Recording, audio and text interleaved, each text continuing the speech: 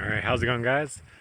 Beautiful day here in Kentucky, and we are going to get started today on our chicken coop. They've been upstairs. Here, I can show you if I can switch the camera around here. Nope, that wasn't it. Alright, I'm not sure where the button is to do that. But they're up here, actually. I'll do this. They're up in that room in a tote, but they've outgrown the tote, so we are going to be putting them down in this shed down here.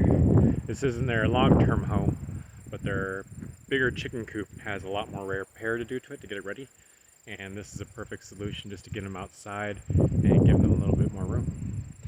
And just kind of like pan around so you guys can see the gorgeous day we got here.